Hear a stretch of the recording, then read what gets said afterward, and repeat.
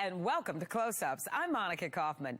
You see some of them on TV or in headlines and you wonder, what are they really like?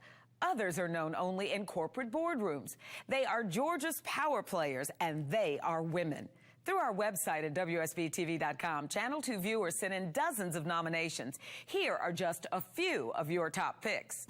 Dr. Julie Gerberding, as director of the Centers for Disease Control and Prevention, she leads the nation's response to bioterrorism and the recent outbreak of SARS. Coretta Scott King, lifelong crusader for nonviolent social change. And he did. Sorry. Rosalind Carter, a driving force on mental health issues. Shirley Franklin, the first African-American woman to serve as mayor of a major southern city. More of your choices later. Now first, someone to keep your eye on. In 1998, she became Georgia's first woman Secretary of State, and many are predicting that's just the opening act. Hello, hello, hello. Your future voters. That's right. Cathy Cox is the consummate Capitol hostess. Georgia politics is in her blood. She can guide you to the House seat she once occupied as her father once did. Right here. She first viewed this place as a wide-eyed teenager involved in a youth legislature. We got to come here, and I sat in these desks, and I said, this is the coolest thing I have ever done. One day, I want to be back here for real. Little did anyone know the girl born in Bainbridge, Georgia, would not only become a legislator, but the state's first woman Secretary of State. Many of the women who have worked in this building for a long time have been just tickled to death to finally have a woman with some say about how things were run around here. And, you know, they'll pass me in the hall and say, you go, girl. She has a say over everything from how a business gets incorporated to the design of the new state flag.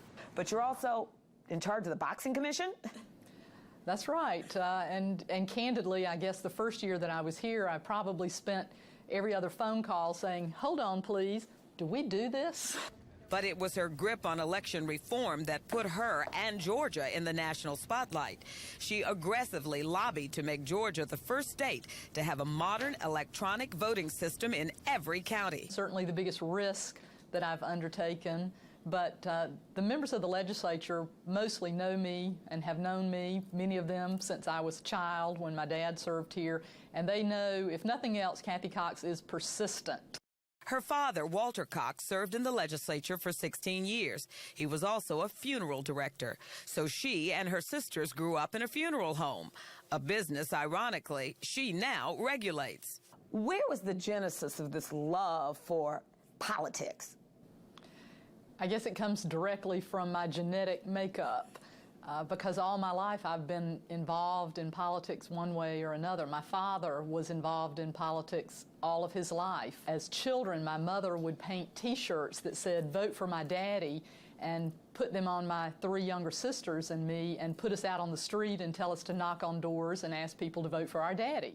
Growing up, Cathy Cox was the picture of the all-American girl, from flag corps to homecoming queen. She later became a newspaper reporter, a volunteer firefighter, a lawyer, and finally, a legislator. How do you get people to take you seriously? In my case, maybe it was a double whammy, because I was not only a woman, I was Walter Cox's little girl. And a lot of them in the legislature saw me as Walter's little girl. You know, pat her on the head, isn't she sweet? Aren't we happy to have Walter's little girl up here in the House? And I had to prove myself, and they certainly found out quickly that I ran my mouth a lot more than my father ever did, but that most of the time I think I knew what I was talking about. But voters often wanted to talk about everything but the issues. For female candidates, voters by and large ask all these extraneous questions. Are they married? What does their husband think about this? What do they look like? Is she overweight? What kind of dress does she wear? And my standard line to a lot of women groups is, think about all these fat, ugly men we have elected. The Woman of the Year is the original Cathy Cox. The honors, this one from the Hispanic community, continue to roll in. But the glaring spotlight has a price tag: privacy. Time is precious with her husband, Mark Dealer, a man she married at age 41. But she does have a second love: gardening. My therapy is working in my yard.